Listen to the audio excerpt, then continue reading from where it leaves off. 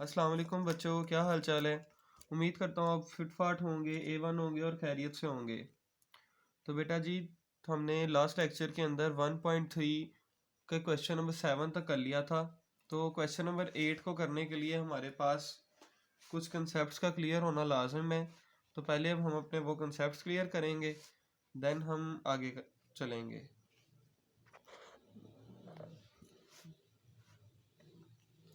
तो वो आपके सामने सबसे पहले क्या चीज़ आनी चाहिए, आपको जो समझ आपको सबसे पहले सिमेट्रिक मैट्रिक्स का पता होना चाहिए।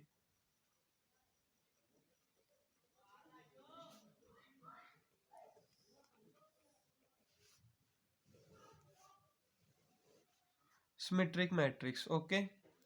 तो सबसे पहले आपने ये देखना है कि सिमेट्रिक मैट्रिक्स क्या होती है। तो सिमेट्रिक मैट्रिक्स और स्क्यू सिमेट्रिक मैट्रिक्स तकरीबन सेम है, इनके अंदर सिर्फ थोड़ा थोड़ा फर्क आता है। सिमेट्रिक मैट्रिक्स होती है, सिमेट्रिक मैट्रिक्स आपके पास ऐसी मैट्रिक्स होती है कि सबसे पहले तो वो क्या होनी चाहिए,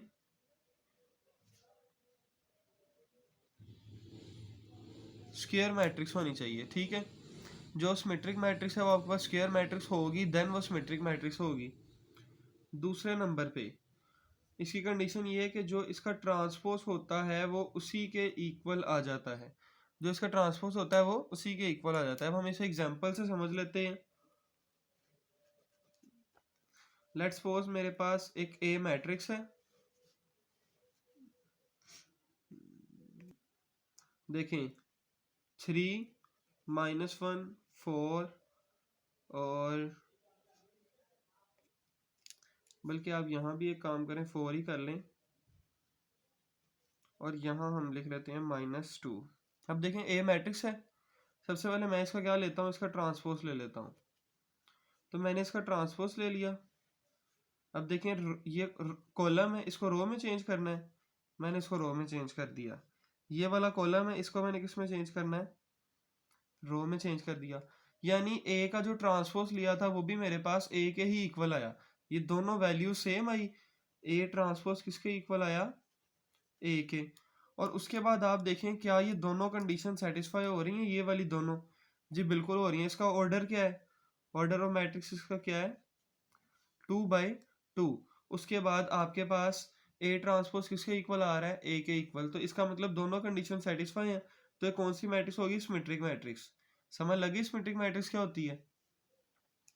अब हम आगे चलते हैं अपनी स्क्यू सिमेट्रिक मैट्रिक्स की तरफ, कि अब आप समझते हैं कि स्क्यू सिमेट्रिक मैट्रिक्स क्या होती है।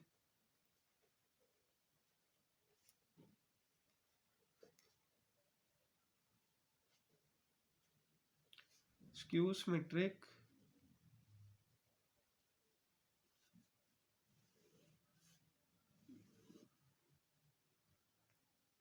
इसमें भी सबसे पहले जो पहली कंडीशन है वो सेम है कि वो स्क्वायर मैट्रिक्स होनी चाहिए। यानी वो स्क्वायर होगी तो वो स्क्यू सिमेट्रिक है, अगर वो स्क्वायर नहीं है तो स्क्यू सिमेट्रिक है ही नहीं। दूसरे नंबर पे इसमें ये आता है कि जो ए ट्रांसपोज है वो आपके पास नेगेटिव ए के इक्वल आना चाहिए। ए ट्रांसपोज नेगेटिव ए के इक्वल आना चाहिए। इसे भी हम एग्जांपल से समझ लेते हैं। अब देखें, इसकी मैं एग्जांपल लिखता हूँ। ए इज इक्वल्स टू कि मेरे पास एक ए मैट्रिक्स है जो कि किसके इक्वल है, 0 2 -2 और 0, ठीक है। अब मेरी कंडीशन क्या है कि ए ट्रांसपोज किसके इक्वल होना चाहिए, -a के इक्वल होना चाहिए। ए ट्रांसपोज मेरे पास -a के इक्वल होना चाहिए, ठीक है। तो अब मैं क्या करूंगा, मैं इसका ट्रांसपोज लूंगा, इसका ट्रांसपोज ले लें जो कि 0 -2 और 2 0 इसके इक्वल आ जाएगा। ए ट्रांसपोज ले लिया, अब नेगेटिव ए भी लेना है। तो अब मैं -a भी लेता हूँ। नेगेटिव ए मेरे पास किसके इक्वल आएगा। अच्छा, यहाँ बच्चे क्या गलती करते हैं, यहाँ बच्चे ट्रांसपोज का ही नेगेटिव ले लेते हैं। ट्रांसपोज का नेगेटिव तो तब लेंगे ना जब ऐसे लिखा होगा कि ए ट्रांसपोज नेगेटिव ए और साथ ट्रांसपोज, देन हम ट्रांसपोज का नेगेटिव लेंगे। लेकिन ऐसे नहीं लिखा हुआ। अब क्या लिखा हुआ है कि A transpose equal to minus A, यानी सिर्फ नेगेटिव ए का ट्रांसपोज लेना है। तो अब हम ए ये वैल्यू है, इसका नेगेटिव लेंगे, यानी ए का नेगेटिव लेना है, ट्रांसपोज का नेगेटिव नहीं लेना। तो अब हम क्या करेंगे, माइनस ए, ये वाली वैल्यू है ए की, इसको माइनस के साथ मल्टीप्लाई करवाएंगे, 0 एज इट इज, -2 है तो क्या हो जाएगा, प्लस का 2, प्लस का 2 है तो माइनस का 2, और 0 एज इट इज, क्योंकि 0 के साथ कोई भी साइन हो वो 0 ही रहता है। अब ज़रा देखें क्या मेरे पास ये दोनों वैल्यूज़ इक्वल हैं, ए ट्रांसपोज और माइनस ए, जी बिल्कुल इक्वल है। तो ए का ट्रांसपोज माइनस ए के इक्वल आ गया, इसका मतलब ये कौन सी मैट्रिक्स है, स्क्यू सिमेट्रिक मैट्रिक्स। बस स्क्यू सिमेट्रिक में एक चीज़ का ध्यान रखना है कि ए का ही नेगेटिव, ए का ही ट्रांसपोज और ए का ही नेगेटिव लेना। ठीक है बच्चों, चलिए हम चलते हैं अपने 1.3 के क्वेश्चन नंबर 8 की तरफ और वो सॉल्व करते हैं। लें बच्चों, तो ये क्वेश्चन नंबर 8 है आपके सामने। इसके जो पहले दो पार्ट थे तो वो तो पिछले क्वेश्चंस की तरह ही थे, इसमें सिमेट्रिक और स्क्यू सिमेट्रिक का कंसेप्ट कोई भी नहीं है। तो इसके अंदर ए और बी की वैल्यू गिवन है, और फर्स्ट पार्ट में कह रहा है ए प्लस बी का transpose equal to A transpose plus B transpose. Left hand side right hand side के इक्वल करनी है। लेफ्ट हैंड साइड मेरे पास ए प्लस बी का ट्रांसपोज है, जो कि यहाँ मैंने लिख ली है। तो सबसे पहले ब्रैकेट वाली रकम सोल्व करते हैं, ए प्लस बी। मैंने पहले ए प्लस बी, ए की वैल्यू लिखी प्लस बी की वैल्यू, इन दोनों को सम कर लिया, तो मेरे पास ए प्लस बी की वैल्यू ये आ गई। अब इसके ऊपर ट्रांसपोज भी है तो मैंने इसका ट्रांसपोज भी ले लिया, यानी 2 2 3 1 आई थी, तो 2 2 3 1 मैंने, ये कॉलम थी इसको रो में लिख दिया, कॉलम थी और रो में लिख दिया। तो अब मेरे पास ये इसकी राइट हैंड साइड आ गई। ठीक है, तो राइट हैंड साइड क्या है कि A transpose plus B transpose, उधर हमने होल का पहले प्लस करके ट्रांसपोज लिया था, यहाँ हमने अलग अलग ट्रांसपोज लेना है, ए का ट्रांसपोज और बी का ट्रांसपोज, देन इन दोनों को सम कर लेना है। तो अब इन दोनों को सम करने के बाद मेरे पास, मैंने यहाँ पहले ट्रांसपोज की वैल्यू लिख ली, यहाँ ट्रांसपोज की वैल्यू, यहाँ भी ट्रांसपोज की वैल्यू, इन दोनों को सम कर लिया। सम करके मेरे पास ए ट्रांसपोज और बी ट्रांसपोज की वैल्यू आ गई, तो left hand side equal to right hand side होगी। देन अब हम क्या करते हैं, इसका सेकंड पार्ट, इसमें सिर्फ माइनस करना है, सारा क्वेश्चन वैसे ही है, इन दोनों को माइनस करेंगे ए माइनस बी, उसके बाद इसका ट्रांसपोज ले लेंगे। ठीक है जी, पहले माइनस करना है और उसके बाद इसका ट्रांसपोज ले लेंगे। इसी तरह हमारे पास जो राइट हैंड साइड है वो भी एज इट इज सोल्व हो जानी है, पहले ए का ट्रांसपोज फिर बी का ट्रांसपोज, इन दोनों को माइनस किया और माइनस करके A transpose minus B transpose आ गया, जो कि left hand side equal to right hand side है। ओके बच्चों, चलिए अब चलते हैं अपने पार्ट नंबर 3 की तरफ, जिसमें सिमेट्रिक और स्क्यू सिमेट्रिक का कंसेप्ट आ जाता है। अब देखें इसका पार्ट नंबर जो 3 है वो क्या है, ए प्लस ए का ट्रांसपोज इज सिमेट्रिक। अब ये हमने बताना है क्या ये सिमेट्रिक है या नहीं है। तो पहले मैं क्या करूंगा, ए प्लस ए ट्रांसपोज मैंने फाइंड करना है ना, तो मैं क्या करता हूँ, A plus A transpose is equals to, यहाँ मैं ए की वैल्यू लिखता हूँ जो कि मेरे पास है 1021, देन मैं प्लस का साइन, उसके बाद ए ट्रांसपोज की वैल्यू लिखता हूँ, तो मेरे पास ए का ट्रांसपोज क्या आता है, तो यहाँ मैं ए ट्रांसपोज की वैल्यू लिख लेता हूँ 1201। देन इन दोनों को मैं सम कर लूंगा, 1 + 1, 0 + 2, 2 + 0 और 1 + 1, जो कि मेरे पास आ जाता है ए प्लस ए का ट्रांसपोज 2 2 2 और 2 के इक्वल। ठीक है बच्चों, अब इससे ये साबित नहीं हुआ कि सिमेट्रिक थी या नहीं, अब सिमेट्रिक थी या नहीं कि अब हमने सोल्व ये करना है। तो अब आप जरा देखें कि जो ये वैल्यू आई है ना, आपने इसको एज्यूम करना है कि ये सिंगल वैल्यू है, हालांकि यहाँ दो वैल्यूज का सम अप है। देखें दो वैल्यूज का सम हो गया, तो अब तो ये सिंगल वैल्यू बन गई है ना, तो आपने एज्यूम करना है कि, या फिर मैं आपको इसका आसान तरीका बताऊं कि बच्चे कंफ्यूज ना हो, लेट कर लेना है कि ये किसके इक्वल है, किसी भी मैट्रिक्स के इक्वल कर लें, एम के इक्वल बेशक कर लें। अब मेरे पास एम क्या है, मेरे पास अब एम ये वाली वैल्यू है। तो अब सिमेट्रिक मैट्रिक्स मुझे क्या कहती थी, सिमेट्रिक मैट्रिक्स तो ये कहती है m ट्रांसपोज m के इक्वल आना चाहिए, या a ट्रांसपोज a के इक्वल। अब m जो है उसका मैं ट्रांसपोज लेता हूँ, इसका मैं ट्रांसपोज ले लेता हूँ, 2 2 2 वापस उसी के इक्वल आ गया है। इसका मतलब m का जो ट्रांसपोज है वो किसके इक्वल आ रहा है, m के। सो आपने क्या कहना है, 8। अब देखें, इससे पहले m की हमने वैल्यू क्या लेट की थी, ये वैल्यू लेट की थी, तो m की जगह वैल्यू भी लिख दें, a प्लस a का ट्रांसपोज और इसका transpose equal to a plus a का ट्रांसपोज। उम्मीद है आपको समझ लगी होगी मैंने क्यों किया था, इस तरह आपको समझ नहीं लगनी थी। 8 is symmetric matrix, okay, it is symmetric. इसके सेकंड पार्ट की तरफ, इसका जो फोर्थ पार्ट है पहले नहीं अब हम करेंगे, अब हम इसका पार्ट नंबर करते हैं फिफ्थ पार्ट, क्योंकि पहले सिमेट्रिक समझ लें देन स्क्यू सिमेट्रिक की तरफ आते हैं। इसका जो फिफ्थ पार्ट है वो क्या कहता है, कहता है b प्लस b का ट्रांसपोज इज सिमेट्रिक।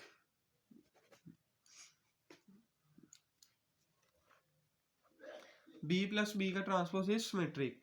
तो अब जरा देखें, इसमें भी सेम वही काम, b प्लस b का ट्रांसपोज फाइंड करना है, इज इक्वल्स टू b की यहां वैल्यू लिख दी, ठीक है, ये 1 है, प्लस इधर b का ही ट्रांसपोज ले लिया, इसी का ट्रांसपोज ले लें, 1 1 2 0, देन इनको प्लस कर लें, 1 प्लस 1 2 प्लस 1 1 प्लस 2 0 प्लस 0, जो कि किसके इक्वल आ जाएगा, 2 3 3 और 0। ये क्या आ गया है, b प्लस b का ट्रांसपोज।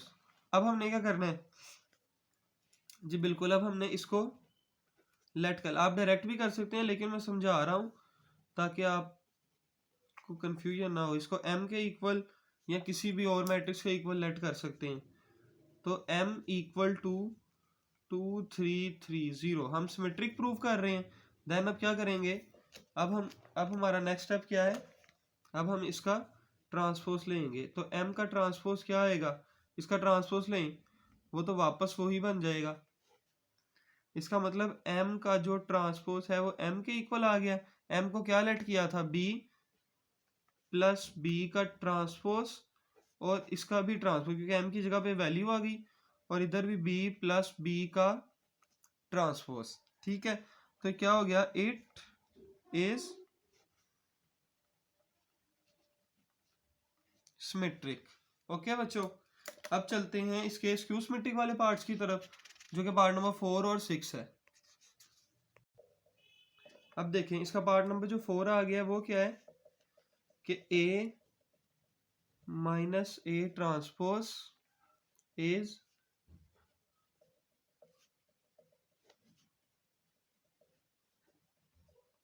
स्क्यू सिमेट्रिक, ठीक है जी।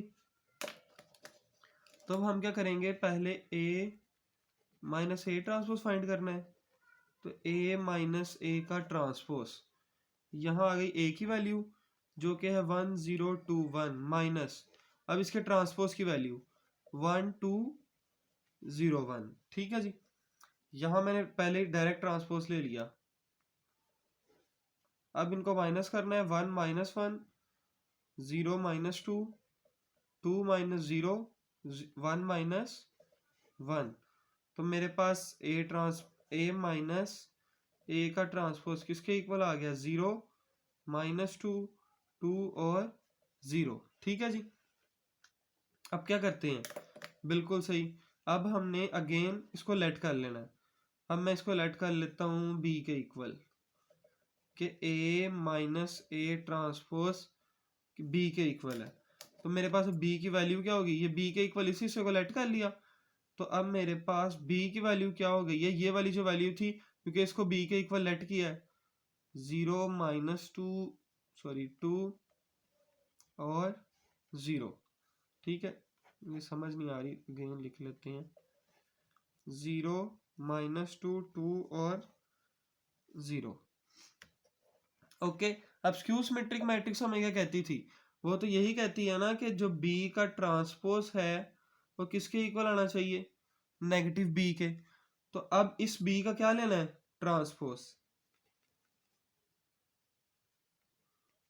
इस बी का ट्रांसपोज ले लेंगे, 0 2 -2 0, क्योंकि रो कॉलम है, इसको रो में लिख दिया, कॉलम है, इसको रो में लिख दिया। देन अब इसी बी का क्या लेना है, नेगेटिव, नेगेटिव बी ले लेते हैं, जो कि किसके इक्वल आया है, इसका नेगेटिव लें, जीरो को नहीं छेड़ेंगे, इसके साथ प्लस का साइन है, माइनस का हो जाएगा, इसके साथ माइनस का, इसके साथ प्लस का हो जाएगा। अब देखें बी का ट्रांसपोज माइनस बी के इक्वल आ गया है, बिल्कुल आ गया, ये दोनों वैल्यूज इक्वल है। बी की वैल्यू क्या लेट की थी, ए माइनस ए का ट्रांसपोज, तो ए माइनस ए के ट्रांसपोज का ट्रांसपोज किसके इक्वल आया, माइनस इंटू ए माइनस ए का transpose. So it is skew symmetric. ठीक है जी। अब इसका लास्ट पार्ट, पार्ट नंबर 6।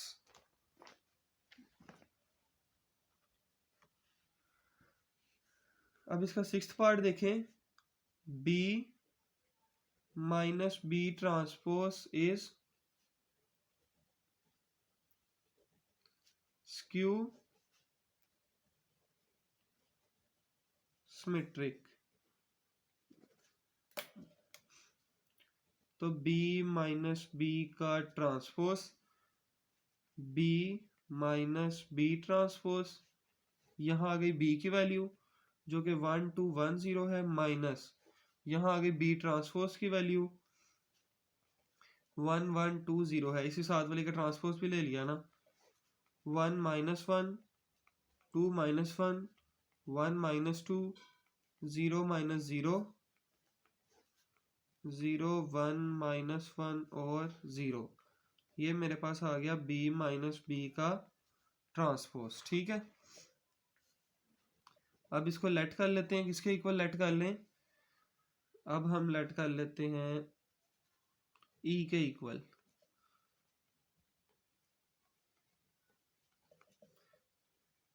ठीक है जी, तो अब हमने इसको ई के इक्वल लेट कर लिया, मेरे पास ई मैट्रिक्स क्या आ गई, 0 1 -1 और 0। ठीक है, अब इसका ट्रांसपोज लेते हैं, इसका ट्रांसपोज 0 -1 1 0 हो गया।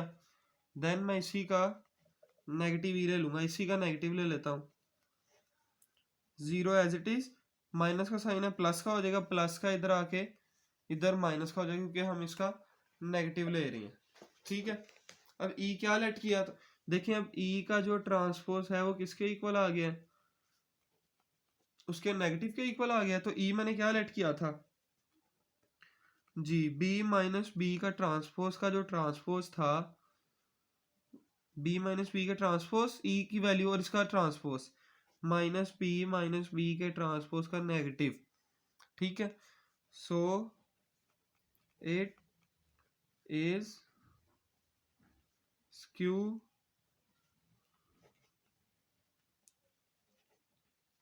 सिमेट्रिक। ठीक है बच्चों, उम्मीद करता हूँ आपको वीडियो अच्छी लगी होगी, और यहाँ हमारा 1.3 का जो क्वेश्चन नंबर 8 है ख़त्म हो गया, हमारी 1.3 ख़त्म हो गई, खल्लास हो गई। तो इंशाल्लाह मिलते हैं अगली वीडियो में। वीडियो अच्छी लगी है तो इसको लाइक कर दीजिए, चैनल को भी सब्सक्राइब करें और कोई अच्छा सा कमेंट भी कर दें। इंशाल्लाह मिलते हैं अगली वीडियो में। अल्लाह हाफिज़।